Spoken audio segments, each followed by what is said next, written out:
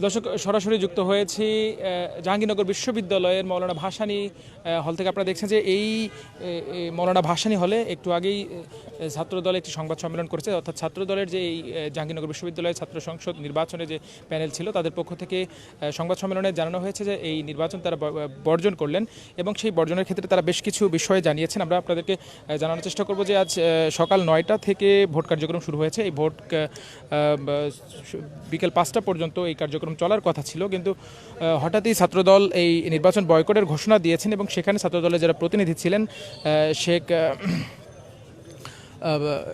শেখ সাদি হাসান, যে ছাত্রদলের এই প্যানেলের নির্বাচনে যিনি ভিপি প্রার্থী ছিলেন, এবং একই সাথে বৈশাখী যিনি ছাত্রদলের জিএস প্রার্থী ছিলেন, তারা সবাই এই প্যানেলের প্রার্থীরা এখানে উপস্থিত ছিলেন এবং তারা যে এই সংবাদ সম্মেলনে তারা বেশ কিছু অসঙ্গতির কথা উল্লেখ করেছেন, যেখানে তারা বলছেন যে যথাসময়ে ভোট কেন্দ্রে পোলিং এজেন্টদেরকে ঢুকতে না দেওয়ার অভিযোগ আনছেন তারা, একই সাথে প্রার্থীদের ভোট কেন্দ্রে পরিদর্শন করতে না দেওয়ার অভিযোগ এনেছেন।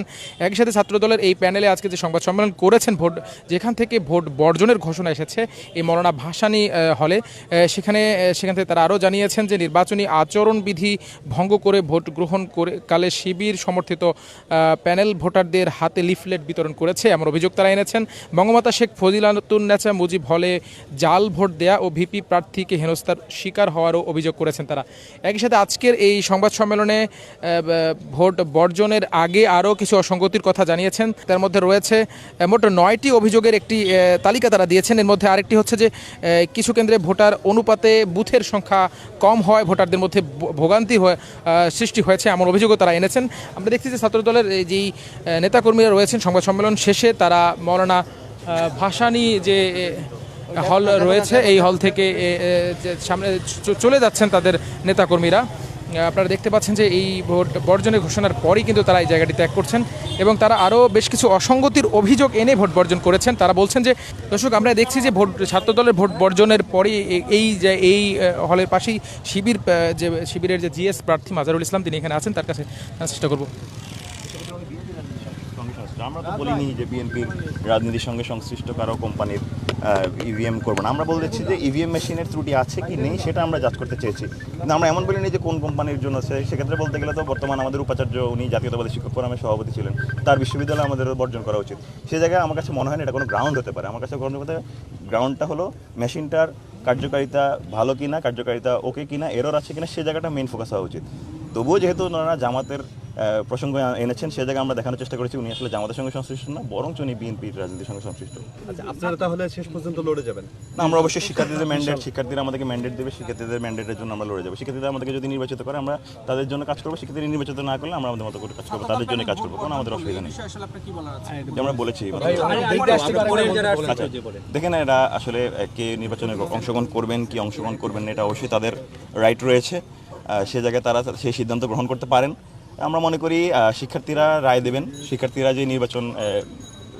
তাদের ভোটের দ্বারা সেই রায়টা দেবেন এবং শিক্ষার্থীরা আসলে সেই বাছাইটা করে নেবেন আর কি, যে আসলে এই ক্যাম্পাসের এই নির্বাচনটা সুষ্ঠু হয়েছে কি হয়েছে না, তাদের দ্বারা আসলে আমরা নির্বাচিত হয়েছে কি হয়েছে। নির্বাচনে ভোট বর্জন করলে এতে প্রশ্নবিদ্ধ হবে কিনা নির্বাচন, আপনার কাছে কি মনে হয় একটু বলবেন? গণতান্ত্রিক সৌন্দর্য কী ছিল আসলে?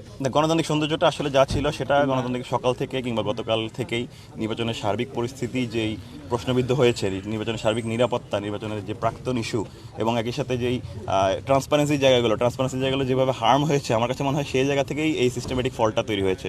এক্ষেত্রে প্রশাসনেরও দায় রয়েছে, এক্ষেত্রে কিছু রাজনৈতিক দলেরও দায় রয়েছে। সে জায়গায় আমরা মনে করি শিক্ষার্থীরা যদি সবাইকে ম্যান্ডেট দেয় সে জায়গায় সেটি হবে মুখ্য ব্যাপার। এখানে কেউ বর্জন করেছে কি করে নেই, কত পার্সেন্ট শিক্ষার্থী এখানে ভোট কাস্ট করেছে, কত পার্সেন্ট শিক্ষার্থী রায় দিয়েছে, সেটা আসলে মুখ্য ব্যাপার হওয়া উচিত এবং সেটা নির্বাচন কমিশনারই আসলে নির্ধারণ করবে। এক লাইনে বলবেন ছাত্রদলের উদ্দেশ্যে কি বলবেন এই বর্জনের বিষয়ে, তাদের উদ্দেশ্যে? আমরা ঐক্যের ডাক দিতে চাই, আমরা তাদের সঙ্গে সহাবস্থানের রাজনীতি করতে চাই, আমরা তাদেরকে নিয়ে একই সাথে চলতে চাই। তারা নির্বাচন বর্জন করলেও আমরা তাদের পাশে রয়েছি, তারা নির্বাচনে যদি আবার ফিরেও আসে তবু আমরা সাথে রয়েছি। আমরা সহাবস্থানের রাজনীতি চর্চা করতে চাই, আমরা সহমর্মিতার রাজনীতি করতে চাই, এক্ষেত্রে আমাদের দূরত্বগুলো দূর করতে চাই। শেষ কথা বলবেন, তারা তো বর্জন করেছে, আপনারা বলছেন যে আপনারা এটা লড়বেন, সবকিছু মিলে আসলে কি বলার আছে? সবকিছু মিলে জাকসু নির্বাচন আমাদের দৃষ্টিতে প্রশাসনের যে টেকনিক্যাল এরর ছিল সেই টেকনিক্যাল এররগুলো ম্যাসিভ আকারে হওয়ার জায়গাগুলো থেকে অনেকাংশে শিক্ষার্থীরা রুখে দিয়েছে। শিক্ষার্থীরা যে কোনো প্রকার ষড়যন্ত্র কিংবা ফাঁদে পা দেয়নি। শিক্ষার্থীরা স্বতঃস্ফূর্তভাবে, আপনারা এখনও হলগুলোতে গেলে দেখতে পাবেন, হলগুলোতে এখনও শিক্ষার্থীরা লম্বা লাইন ধরে আছে। আমাদের সর্বশেষ শুনলাম উপাচার্য স্যারও বলেছেন যে যতক্ষণ পর্যন্ত লাইন শেষ হবে না সে ততক্ষণ পর্যন্ত যেন ভোট গ্রহণ করা হয়। তো সুতরাং এটি প্রতীয়মান যে আসলে শিক্ষার্থীরা খুব স্বতঃস্ফূর্ততার সাথে ভোট দিচ্ছেন। সুতরাং এটি আসলে শিক্ষার্থীদের এই জায়গাটাই দেখা উচিত যে শিক্ষার্থীরা নির্বাচনে কতটুকু অংশগ্রহণ করছে এবং কতটুকু তারা সমর্থন দিচ্ছে।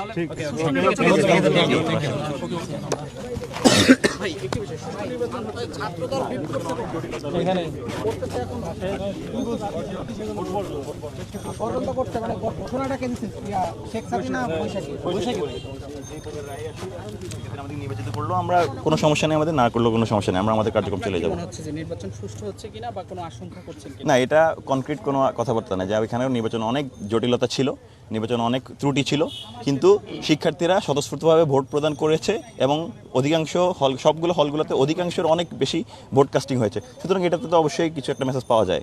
ছাত্রদল প্রার্থীরা অভিযোগ করছে যে জাতীয় নির্বাচন কমিশন শিবিরকে জিতিয়ে দেওয়ার জন্য কারসাজি করছে। এটি আসলে খুবই হাস্যকর এবং অনভিপ্রেত না, এটি উত্তর দিয়েছিলাম আমি, এটা একটি অনভিপ্রেত। আমার আশা করি শিক্ষার্থীরা যথেষ্ট বিচক্ষণ এই প্রশ্নের উত্তর জানার জন্য। Thank you very much.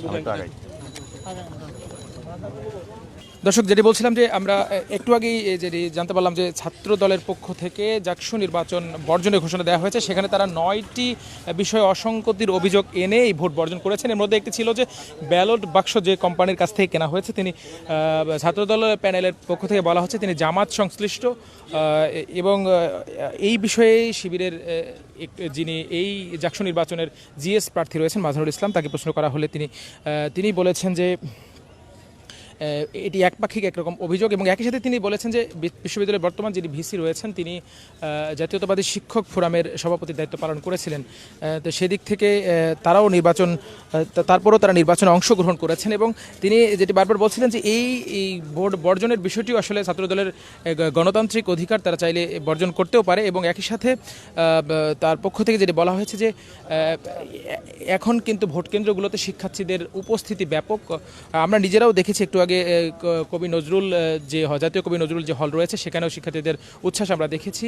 অর্থাৎ সকাল 9টা থেকে শুরু হওয়া এই ভোটের শুরুর দিকে ভোটারদের উপস্থিতি কিছুটা কম হলেও এখন কিন্তু উপচে পড়া একরকম ভিড় বলা চলে। কিন্তু এরই মধ্যে ছাত্রদল নির্বাচন বয়কট করার পর মোড়টি কোন দিকে মোড় নেবে আসলে সেটি এখনও বোঝা যাচ্ছে না।